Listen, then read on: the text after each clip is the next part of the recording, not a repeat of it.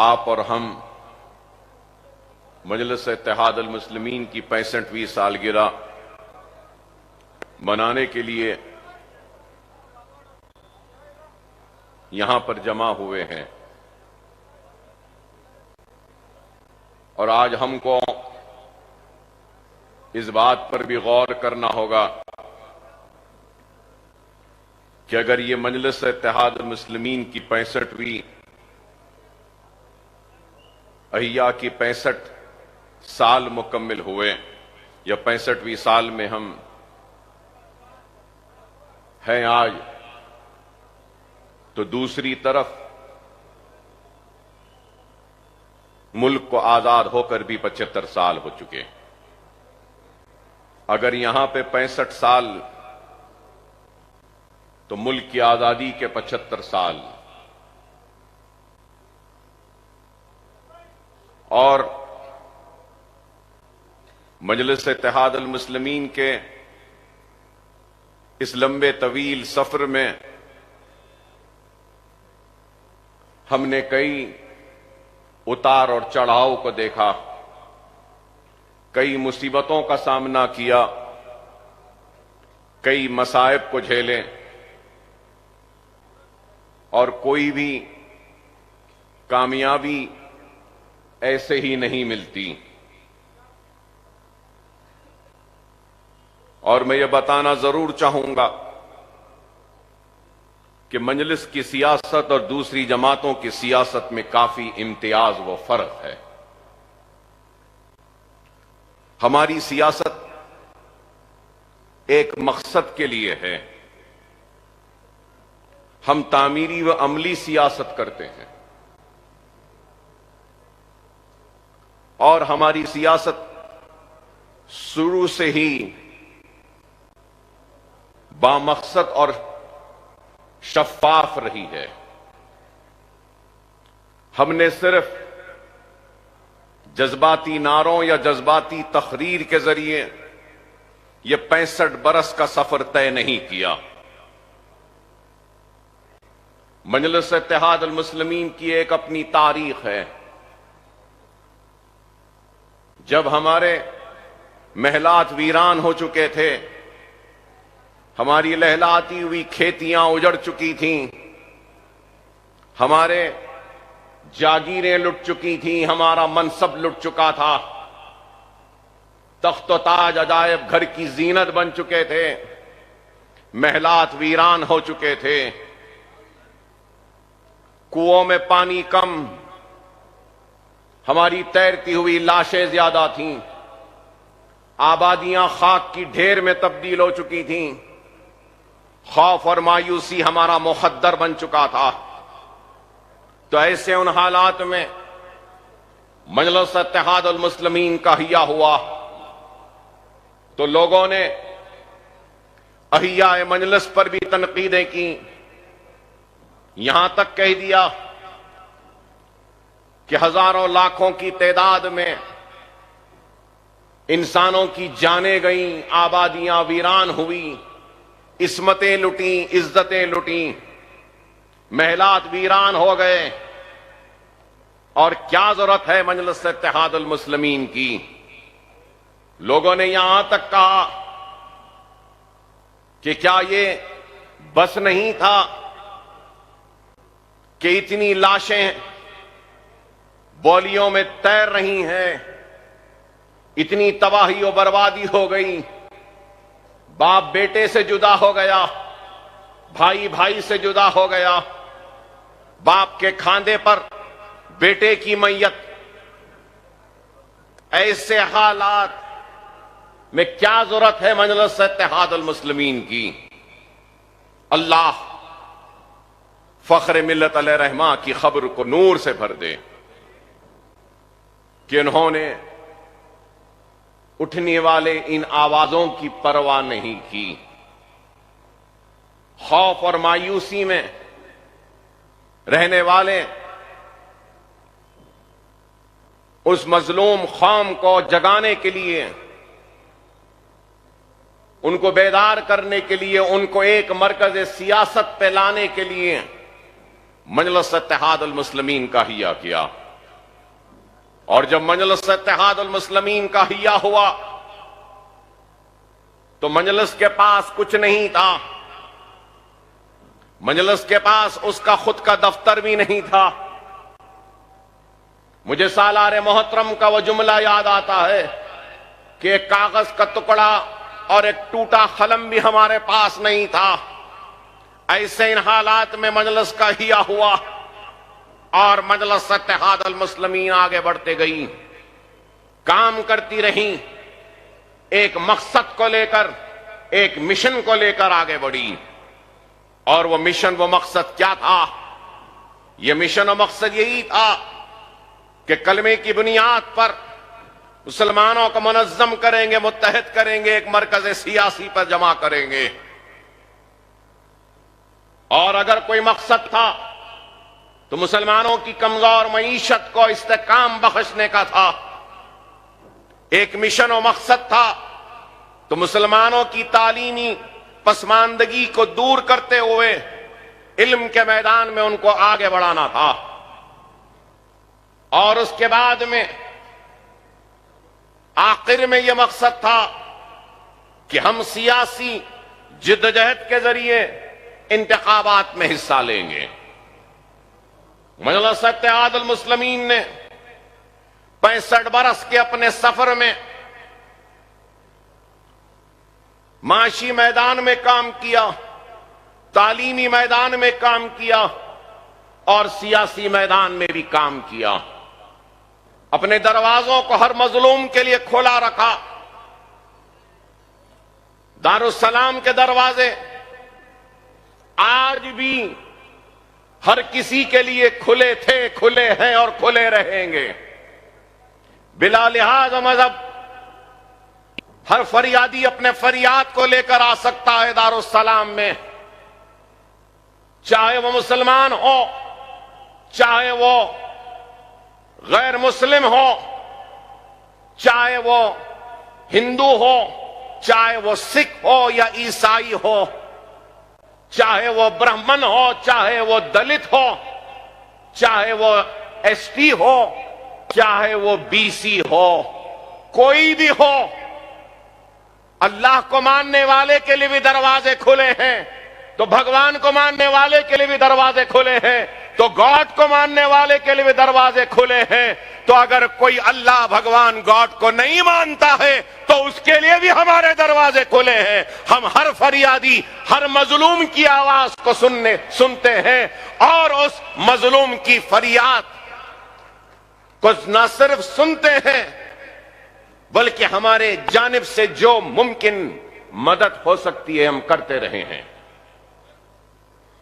मजलिस इत्तेहादुल मुस्लिमीन ऐसे ही आगे नहीं बढ़ी। मजलिस इत्तेहादुल मुस्लिमीन कई कुर्बानियों के बाद फख्र मिल्लत अलैहिर्रहमा 11.5 महीने जेल की सोहबतों को बर्दाश्त करते रहे। घर की लाइट काट दी गई, पानी बंद कर दिया गया, बैंक के खातों को मुंजमद कर दिया गया, जब्त कर लिया गया।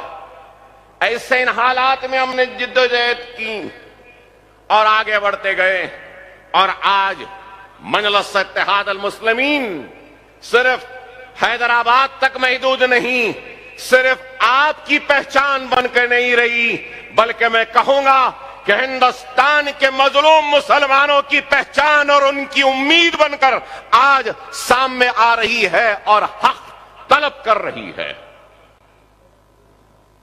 मजलिस के पास कुछ नहीं था।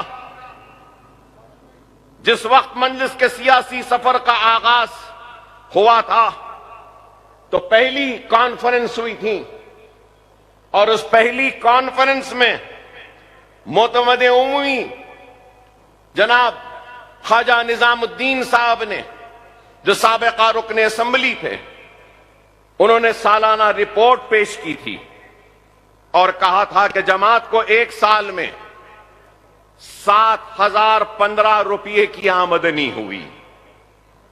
7,015 रुपये की आमदनी और 7,165 रुपया का रकम खर्च किया गया। 7,165 रुपया खर्च हुआ और यह भी बताया कि जमात को 1,156 रुपये का कर्ज है। जमात पर 1,156 रुपये का कर्ज है। तो अंदाजा लगाओ, वो लोग जो पूछते हैं कि मजलिस ने क्या किया, 65 बरस के इस सफर के आगाज के वक्त 1,156 का खर्च था, तो जुमला आमदनी 7,015 रुपये थे और खर्च 7,165 रुपये का था। और आज मजलिस इत्तेहादुल मुस्लिमीन के असासे हजारों करोड़ में हैं। ये इमारतें, इन इमारतों की बुलंदी चीख कर चिल्ला कर बयान कर रही है कि कितनी दियानत, कितनी ईमानदारी और इखलास के साथ 65 बरस के सफर को मजलिस ने तय किया और इन वीरान मैदान को आबाद किया तालीमी दर्जगाहों के जरिए। एक तरफ इंजीनियरिंग कॉलेज है तो इस तरफ MBA MCA कॉलेज है, तो उसके बाजू में कॉलेज ऑफ फार्मेसी है, तो इसके इधर बगल में कॉलेज ऑफ आर्किटेक्चर है, M.Pharm है, ME है, MBA है, MCA है, B.Pharm है, फार्मा D है, आर्किटेक्चर है। अरे ये दारुस्सलाम कब हासिल हुआ, कैसे हासिल हुआ? अरे आज जिस मुकाम से हम आपसे मुखातिब हैं, ये वही मुकाम है जब दारुस्सलाम को हासिल किया 70 के दहे में, तो उस वक्त इसी मुकाम पर जानमाज बिछाकर सालारे मिल्लत ने नमाज अदा की थी, अल्लाह का शुक्र अदा किया, आज दारुस्सलाम को हासिल किया। दारुस्सलाम भी नहीं था, दारुस्सलाम को हासिल किया। दारुस्सलाम की कानूनी जिद्दोजहद की भी एक तारीख है। दारुस्सलाम यूं ही नहीं मिला, कई बरस की कानूनी जिद्दोजहद और लड़ाई के बाद दारुस्सलाम मिला। अब मैं उस तफसील में जाना नहीं चाहता, लोगों के दिलों को तकलीफ होगी, लेकिन हकीकत है कि दारुस्सलाम के दावे में सिर्फ अब्दुल वाहिद ओवैसी सदर कुल मजलिस इत्तेहादुल मुस्लिमीन ही नहीं थे, और भी कई दावेदार थे। अब मैं उनको, वो लोग नहीं रहे, उनके खानदान वालों को शर्मिंदा करना नहीं चाहता।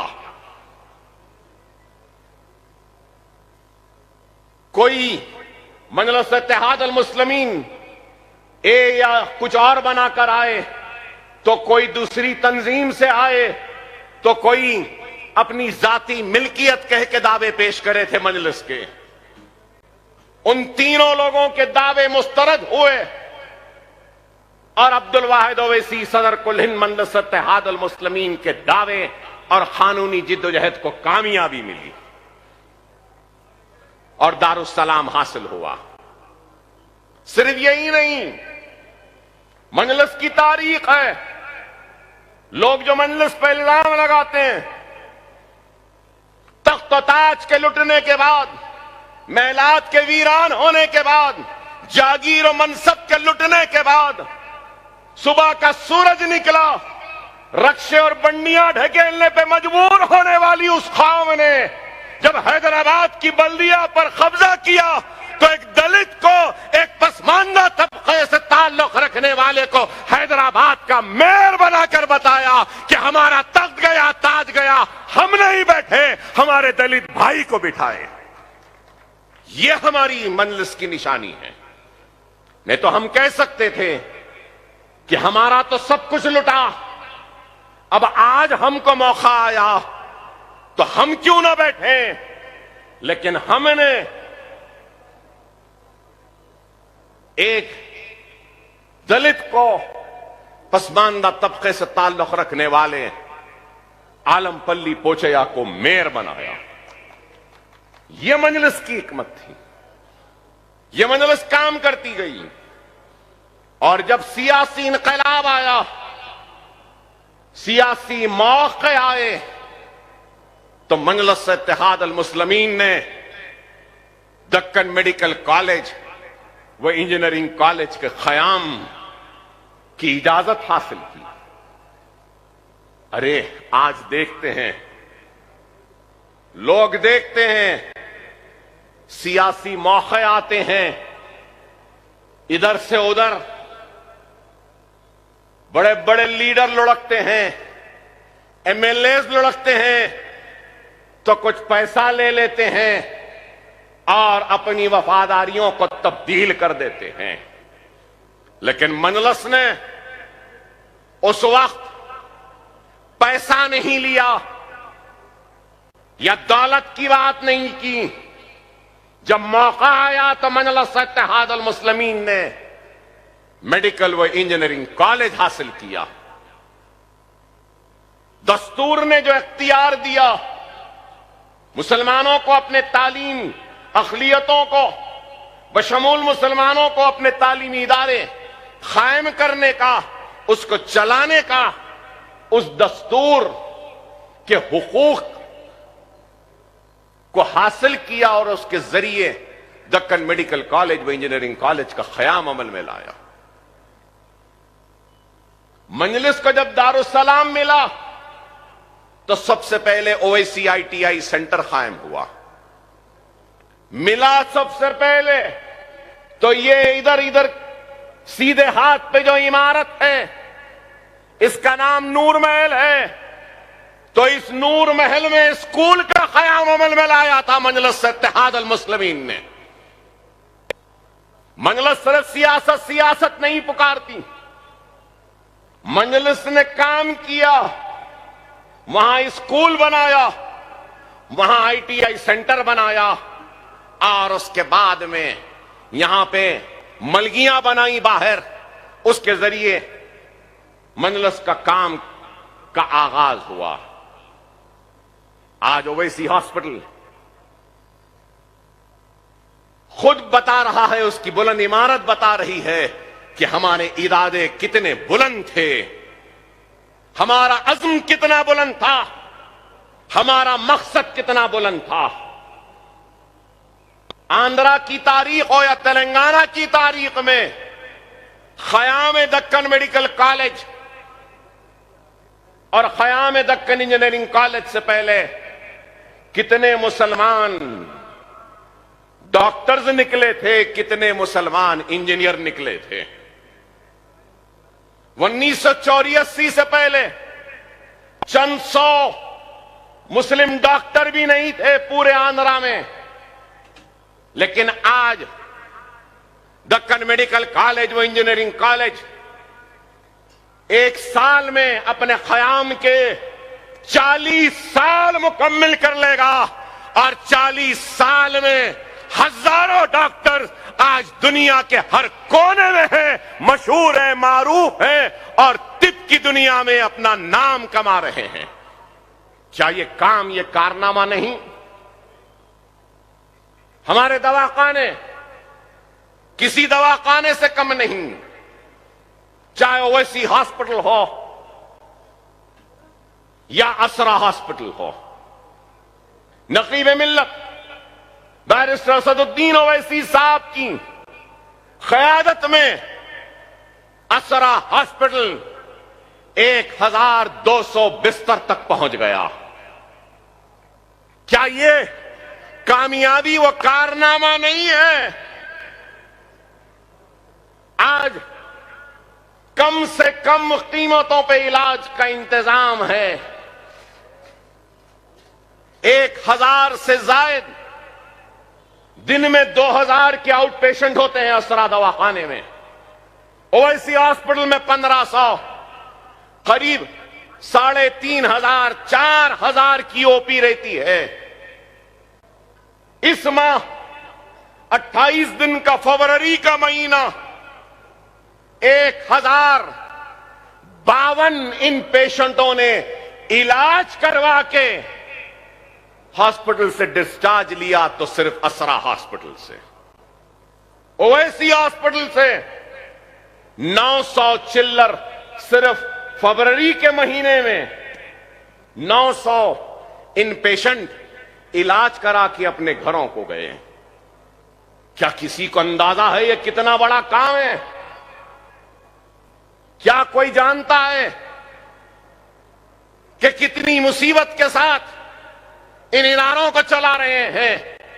अरे जो जमात 156 रुपये के कर्ज में थी, आज वही जमात 4500 घरों को पाल रही है। हमारे इदारों में नौकरियां देकर करोड़ों रुपये की तनख्वाह महाना दी जाती है। Medical college, engineering college, MBA college, MCA college, pharmacy college, architecture college, Owaisi hospital, वासरा हॉस्पिटल से।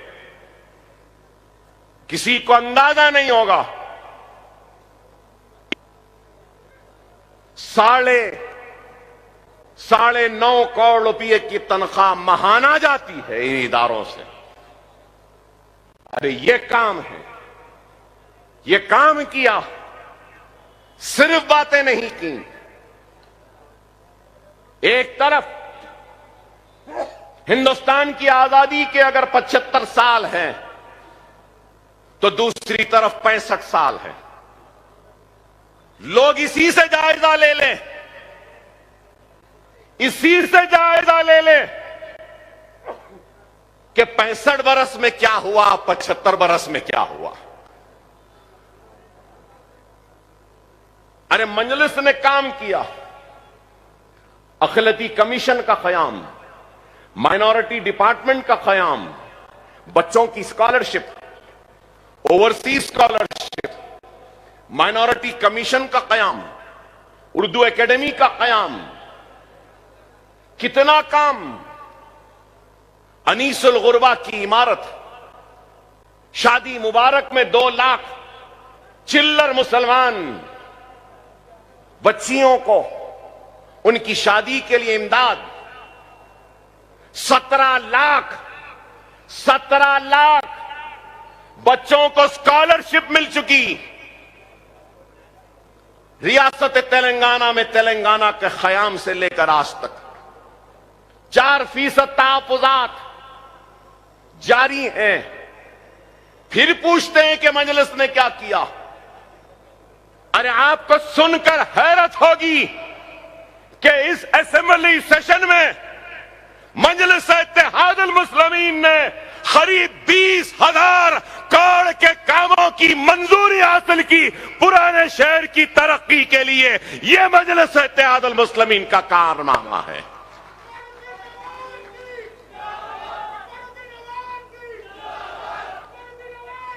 बच्चा पढ़ना चाहता है तो हुकूमत स्कॉलरशिप देती है।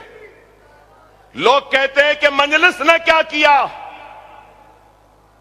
अरे मरकजी हुकूमत ने माइनॉरिटीज का बजट 40% कम कर दिया, लेकिन मजलिस की मौसर नुमाइंदगी और वजूद का नतीजा है, आपके इत्तेहाद की ताकत का नतीजा है कि तेलंगाना में अक़लियतों का बजट 2000 से ज्यादा क्रॉस कर चुका।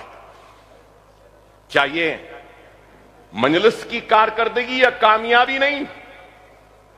नए पुल पर ब्रिजेस की मंजूरी, मिरालम पे हैंगिंग ब्रिज की मंजूरी, सुरमचेरू गुरमचेरू बालापुर की तालाब, ओवैसी हॉस्पिटल के तालाब को मंजूरी, वहां पे काम, पुराने शहर की रोड वाइडनिंग, हाफिज बाबा नगर के सामने एक और फ्लाईओवर, महफिल होटल के पास एक और फ्लाईओवर, और फिर चंद्रायन गुट्टा से आगे बल्लागुड़े के पास एक और फ्लाईओवर, मेहदीपट्टनम रेती बौली से लेकर टोली चौकी तक एक और फ्लाईओवर, फतेह दरवाजे की रोड की वाइडनिंग, किशनबाग के पास की रोड की वाइडनिंग, चंद्रायन गुट्टे में कई रोड वाइडनिंग, चार मीनार में रोड वाइडनिंग, कारवान में रोड वाइडनिंग, चंद्रायन गुट्टे में 500 करोड़ के जरिए सीवरेज की रीमॉडलिंग की मंजूरी, 350 करोड़ कारवान में मंजूरी, मलकपेट में आईटी टावर की मंजूरी, स्टार्टअप्स का आगाज होगा, नौजवान बच्चे अपने स्टार्टअप्स के जरिए काम करेंगे। पुराने शहर में एक मरकज, आईटी सेंटर। अरे क्या क्या बयान करूं, जो सवाल करते मजलिस ने क्या किया, मैं उनसे सवाल करता हूं कि तुमने क्या किया, तुमने क्या किया। अरे मेरे पास तो फेरिस्त है कि हमने क्या किया। मैं पूछना चाहता हूं कि तुमने क्या किया। पोस्ट ग्रेजुएट स्टडीज के अलावा सुपर स्पेशलिटी के स्टडीज भी आए हैं, रिसर्च हो रहा है हमारे पास, रिसर्च प्रोग्राम्स हैं। और अकबरुद्दीन ओवैसी अपनी जानिब से भी कुछ काम किया है कौम की तामीर के लिए। यह तो मजलिस का काम, दारुस्सलाम एजुकेशन ट्रस्ट का काम, नकीब मिल्लत की निगरानी में हुई यह काम अपनी जगह, अकबरुद्दीन ओवैसी का जाती काम, अपनी जेब से किया गया काम, अपने पैसों से किया गया काम। जो पूछते हैं मजलिस ने क्या किया, बेशक ये मेरा जाती काम है, मेरे जेब से हुआ काम है, लेकिन मैं अलग या जमात अलग नहीं, मेरी जात, मेरी पहचान, मेरी शिनाख्त मेरी जमात से है। अगर मेरी जमात, मेरे सदर, मेरे मरहूम बाप का शफकत का हाथ मेरे सर पे ना होता तो शायद मैं भी कुछ काम ना किया होता। नशेमन नगर का स्कूल, जमाल कॉलोनी का स्कूल, हाफिज बाबा नगर का स्कूल, नरखी फूलबाग का स्कूल, अंबरपेट का स्कूल, ये सारे स्कूल्स के अलावा आज हजारों बच्चे इन स्कूलों में ज़ेरे तालीम है। हजारों इस साल आज से दरखास्तें तलब की जा रही हैं। इस साल बारकस सलाला के स्कूलों में भी तालीम का आगाज होगा। इस साल साबिका दार्जिलिंग स्कूल जो था उसको हमने सालारे Millat KG to PG campus का नाम दिया। वहां पर भी दाखिलों का आगाज होगा। फिर उसके बाद में सदर मोहतरम को याद होगा कि आज से 2-3 बरस पहले हाफिज बाबा नगर में सदर मोहतरम के हाथों से हमने एक फाउंडेशन स्टोन स्कूल का रखा था। उमर कॉलोनी में वो स्कूल की इमारत भी मुकम्मिल हो चुकी है। उसमें भी आइंदा तालीमी साल से एडमिशन्स का आगाज हो जाएगा, तालीमी सरगर्मियों का आगाज हो जाएगा। न सिर्फ उसमें सदर मोहतरम के हाथ में हमने और एक संग बुनियाद रखा था। वो था मुगलपुरा, एक शादी खाना था, वहां पे हमने तालीमी दर्जगाह को बनाया, फख्र मिल्लत के नाम से मौसूम किया। Fakhr Millat center for educational and career guidance cell बनाया। हम वहां पे तालीम जारी है। Ballaguda Fatima Owaisi KG to PG campus 2 lakh square feet. Talab Mir Jumla Salare Millat KG to PG campus 1 lakh square feet. Salala का school 35,000 square feet. Baba Nagar Umar colony का school 36,000 square feet. Fakhr Millat center for education and career guidance 70,000 square feet पर। अरे आज जो पूछते हैं मजलिस ने क्या किया, दारुस्सलाम एजुकेशनल ट्रस्ट का सिर्फ मेडिकल कॉलेज का जितना रकबा है वो 14.5 लाख स्क्वायर फीट का है। दारुस्सलाम में जो है ये 4 लाख स्क्वायर फीट का है। और अकबरुद्दीन ओवैसी ने अपनी जात से जो बनाया है उसमें भी आज करीब 9.5 लाख स्क्वायर फीट की तामीर मुकम्मल हो चुकी है। हमने ये काम किया। इस साल 3,000 दाखिले होंगे फख्र मिल्लत सेंटर में। 10th की कोचिंग हो रही है, इंटरमीडिएट की कोचिंग है, कंप्यूटर्स की कोचिंग है, इंटीरियर डिजाइन की ट्रेनिंग है, ओपन स्कूल से 10th लिखाने की कोचिंग, इंटरमीडिएट की ओपन स्कूल की ट्रेनिंग, डिग्री की training, computer courses, skill development program. हमने एक इंटरनेशनल यूनिवर्सिटी किंग्स यूनिवर्सिटी के इश्तिराक के साथ हम स्किल डेवलपमेंट का प्रोग्राम कर रहे हैं।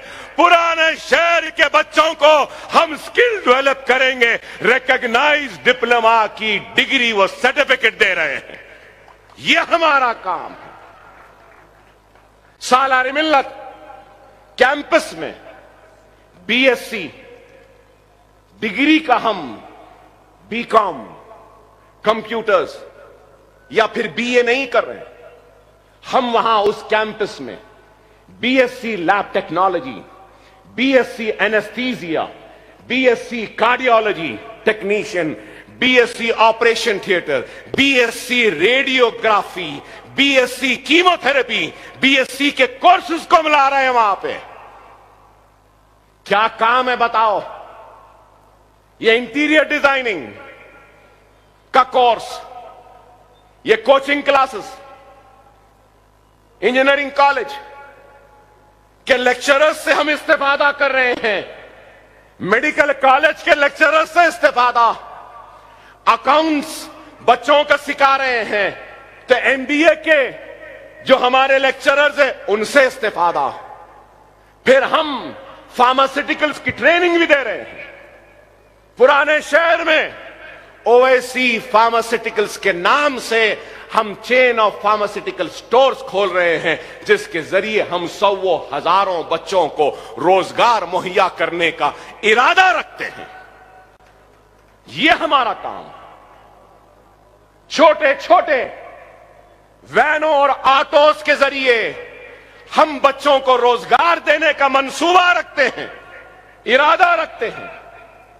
एक इलेक्ट्रॉनिक ऑटो ले रहे हैं, एक पायलट बेसिस पे हम प्रोग्राम करने जा रहे हैं, जहां पे हम हैदराबादी हलीम, हैदराबादी बिरयानी, हैदराबादी लुकमी, हैदराबादी कबाब, हैदराबादी मिर्ची का सालन, हैदराबादी बैगन का सालन, ये पूरे ऐसे छोटे छोटे स्टॉल्स में हमारे बेरोजगार बच्चों को हम ओवैसी हॉस्पिटल के किचन में बना कर देंगे, उनको रोजगार पे लगाएंगे, उनको कमाने का जरिया बनाएंगे।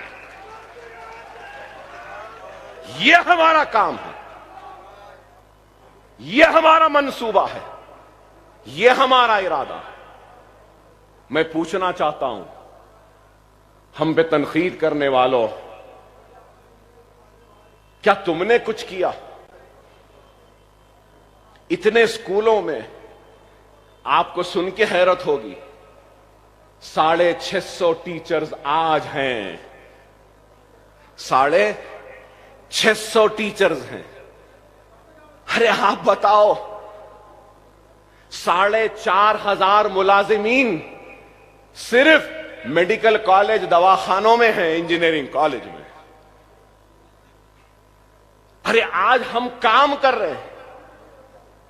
एक ब्लैक बोर्ड कितने में आता है? एक बेंच जिस पे 3 बच्चे बैठते हैं कितने में बनता है मालूम? अरे सिर्फ ये नए स्कूलों में जो हम आगाज कर रहे हैं उसका फर्नीचर बनाने के लिए 1,68,00,000 रुपया सिर्फ बेंचेज और बोर्ड्स के लिए खर्चा हुआ। किसी को अंदाजा है? किसी को एहसास है? एक ब्लैक बोर्ड नहीं बनाने वाले एक बेंच नहीं देते गरीबों को, और हमसे सवाल कर रहे हैं हमने क्या किया?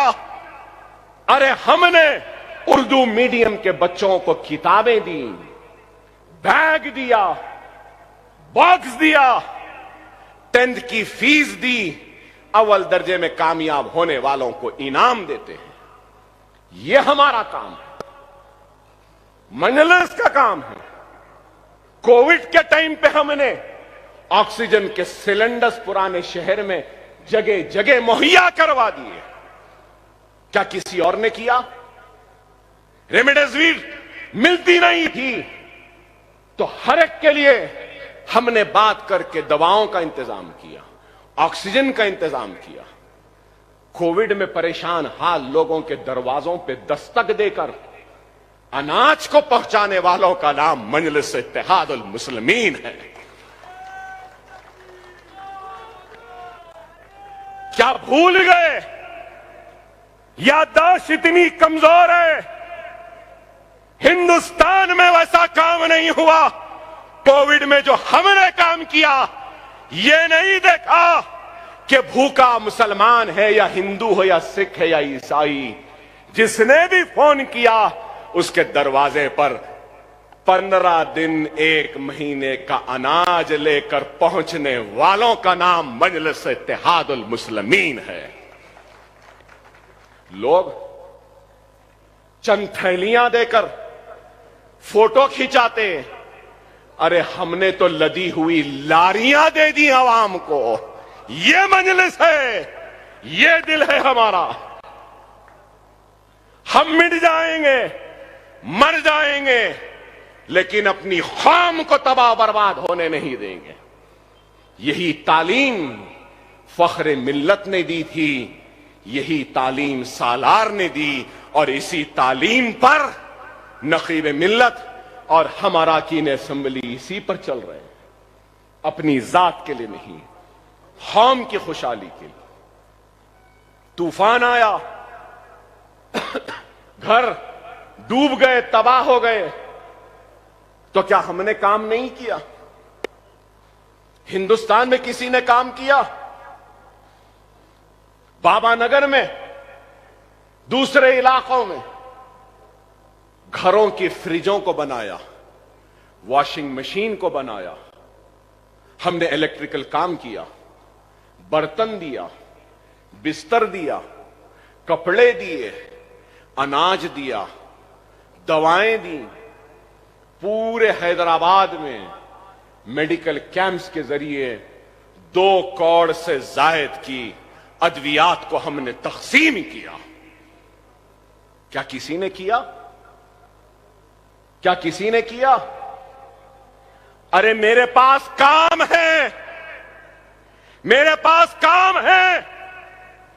मैं काम बताते बताते सारी रात गुजार सकता हूं, इतना काम है मेरे पास, मेरी जमात के पास, मजलिस इत्तेहादुल मुस्लिमीन के पास, मेरे सदर के पास।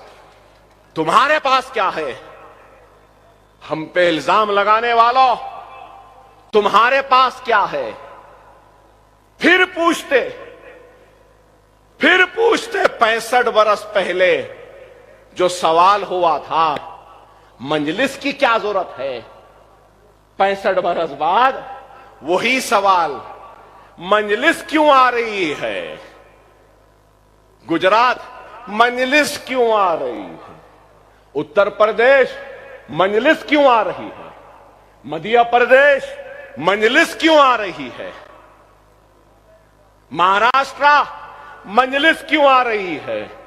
मजलिस अपने कामयाबी का एक्सपेरिमेंट लेके गुजरात आ रही है, मध्य प्रदेश आ रही है, उत्तर प्रदेश आ रही है, महाराष्ट्र आ रही है, राजस्थान आ रही है, तो हमारी कामयाबी के दास्तानों को लेकर आ रहे हैं।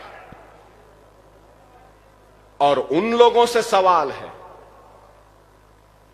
जो हमसे पूछते हमने क्या किया। हमने इतना किया। उत्तर प्रदेश के मासूम नादान मुसलमान मेरे भाई, मैं तुमसे पूछना चाहता हूं, 75 बरस में तुमको क्या मिला?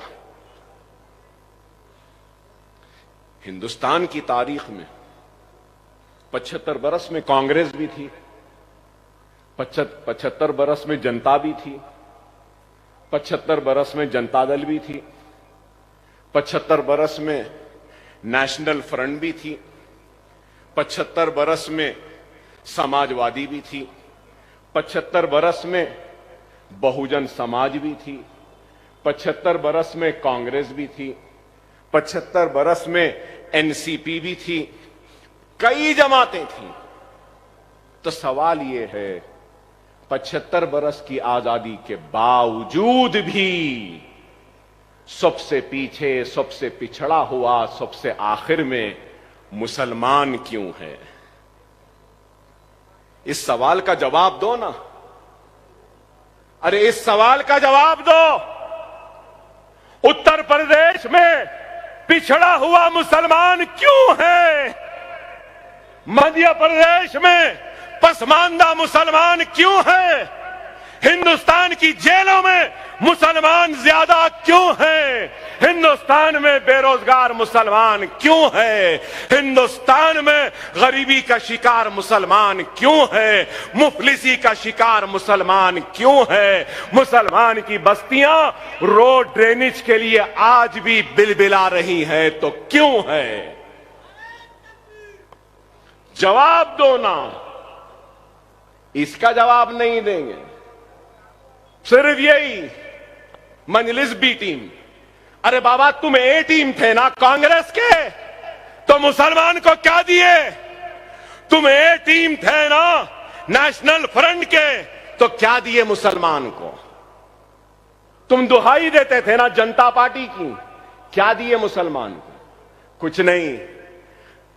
रमजान में टोपी पहन के आ गए, एक खजूर मुसलमान के मुंह में दे दिए, गरीब नवाज सरकार के लिए चादर भिजा दिए, हो गया।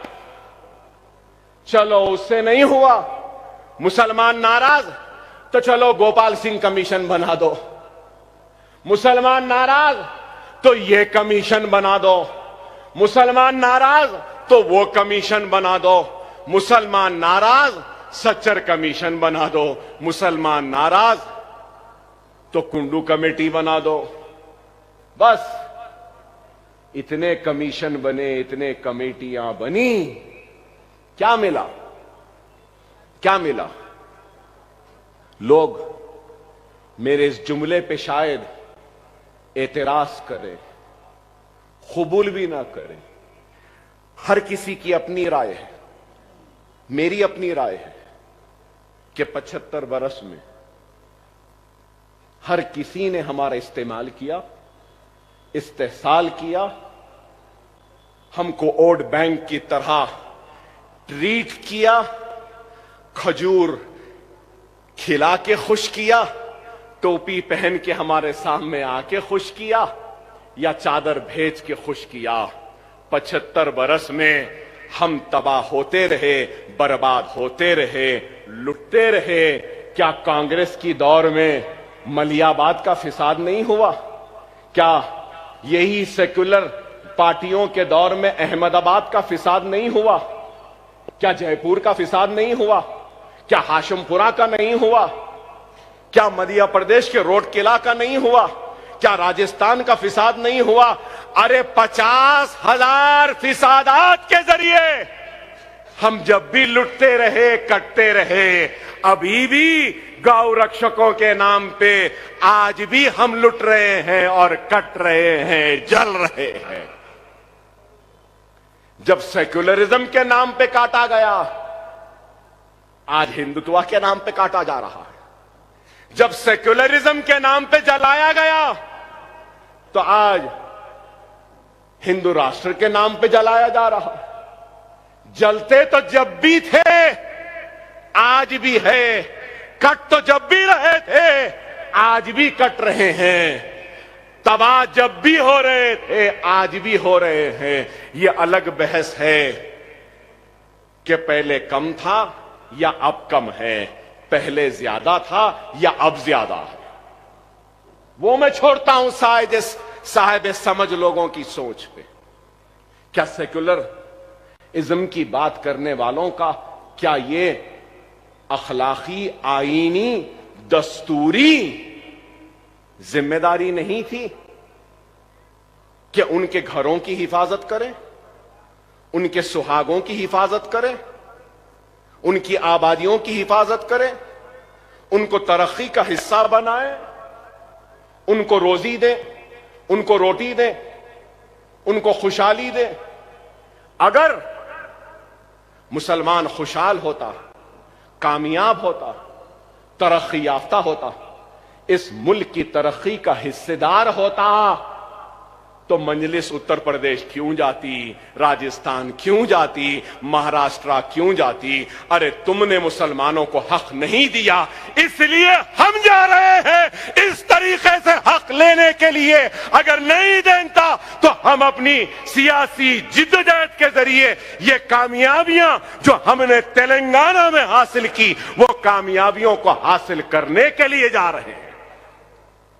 दवाखाने बनाने जा रहे हैं, तालीमी दर्सगाहें बनाने जा रहे हैं, 4% तहफुजात दिलाने जा रहे हैं, शादी मुबारक वहां भी लाने जा रहे हैं, स्कॉलरशिप बच्चों को दिलाने जा रहे हैं।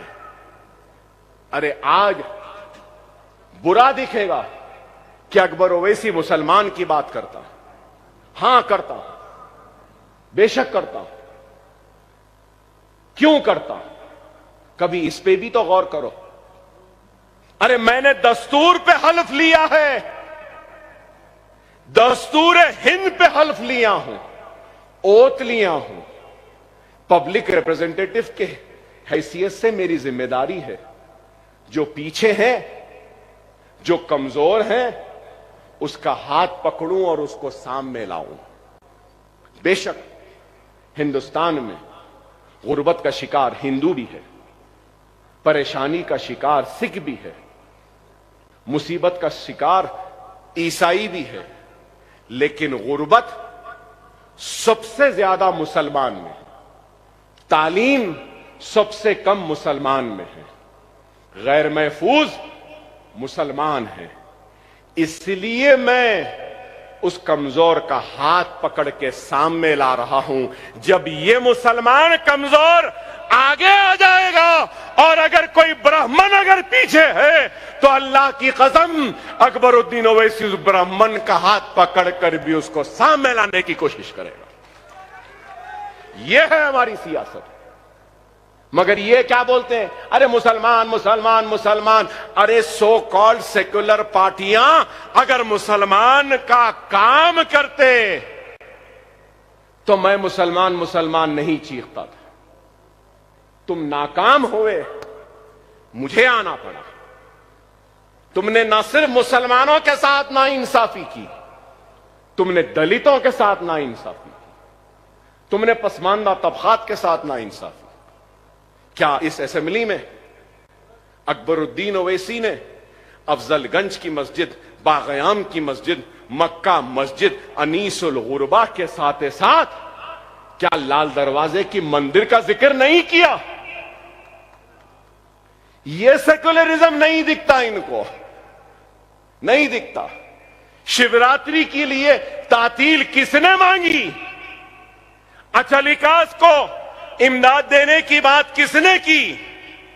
अइम्मा और मौजनों को तनख्वाह यहां मिल रही है। किसने हासिल किया? हमने हासिल किया। अरे सिर्फ इल्जाम। मजलिस क्या करी? मजलिस बी टीम, मजलिस ऐसा।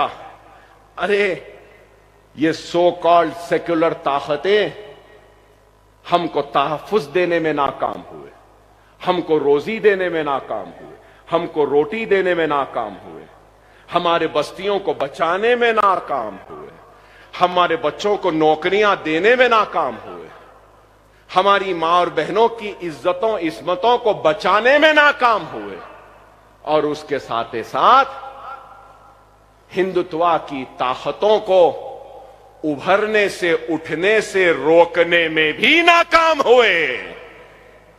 क्या नहीं हुए? अगर ये दियानतदारी ईमानदारी के साथ अगर काम करते तो मुल्क में जो हालात है क्या यह होते? जो आज जो मुल्क को बांट रहे हैं मजहब के नाम पे, क्या वो अनासिर इतने कामयाब होते? क्या ताकतवर होते?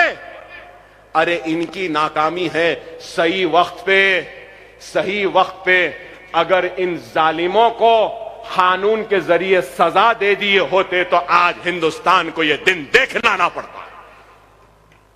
क्या मेरी बात गलत है हम पे इल्जाम लगाने वालों? इसका जवाब तुम्हारे पास। अरे तुम एहसान जाफरी को इंसाफ देने में भी नाकाम हुए तो तुम उस एहसान जाफरी के कातिलों को आगे बढ़ने से रोकने में भी नाकाम हुए। हमको तो तुमने कुछ नहीं दिया, इस मुल्क को क्या दिया? महंगाई, बेरोजगारी क्या है? गैस और महंगी हो चुकी, पेट्रोल और महंगा, डॉलर और बढ़ रहा है, सरहदें गैर महफूज है। लेकिन इलेक्शन से पहले बनने वाला चौकीदार अपनी चौकीदारी की टोपी सीटी निकाल के गद्दी पे बैठा है, देख ही नहीं रहा है।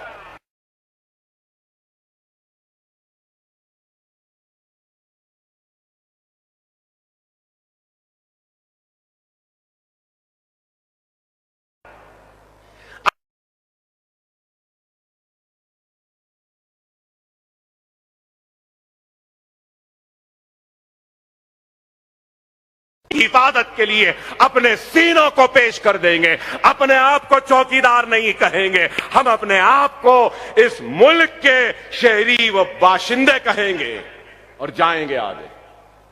क्या है बताइए?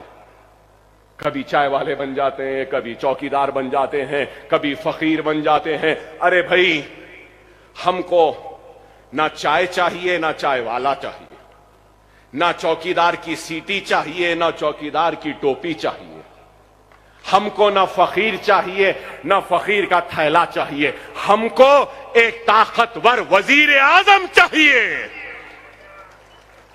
वह एक ताकतवर वजीर आजम दे दो, बस यही काफी है। गरीबों के लिए कुछ करने वाला दे दे। मुझे हैरत होती है, आज भी याद आता है क्या क्या नहीं बोला।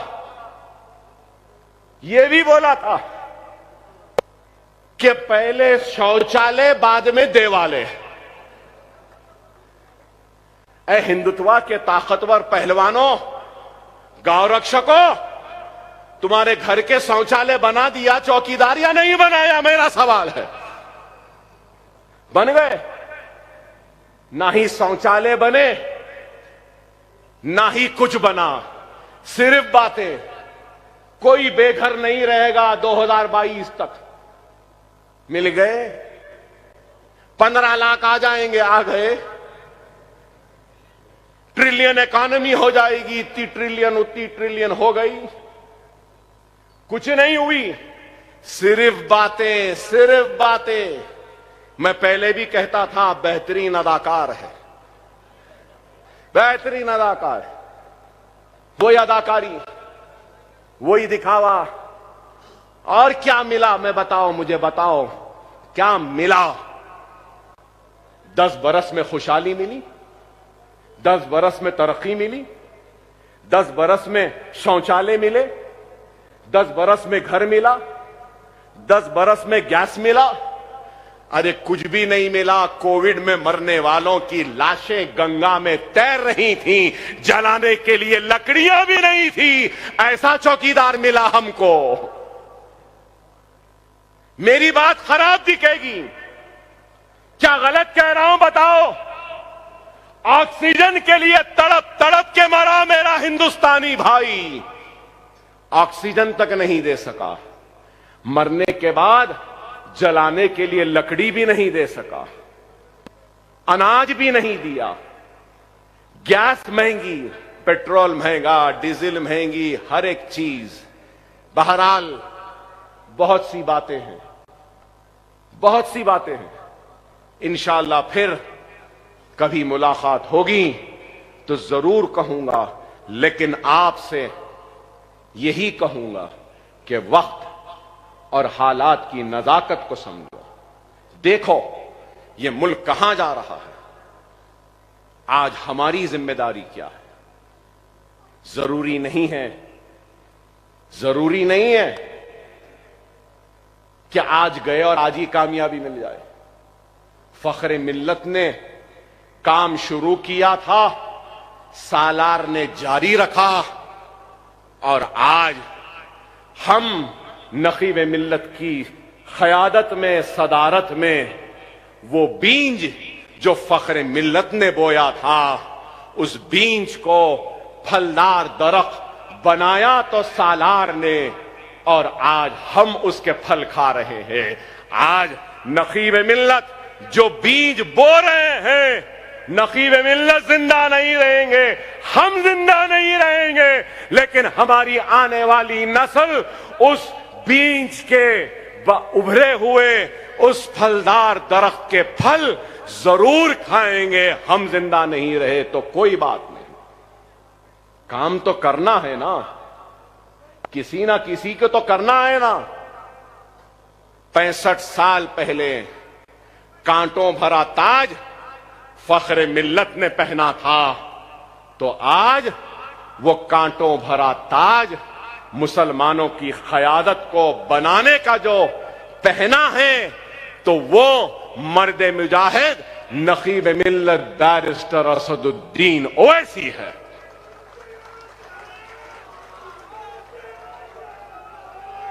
बहुत बोल रहे हैं बोलने वाले, बहुत बोल रहे हैं।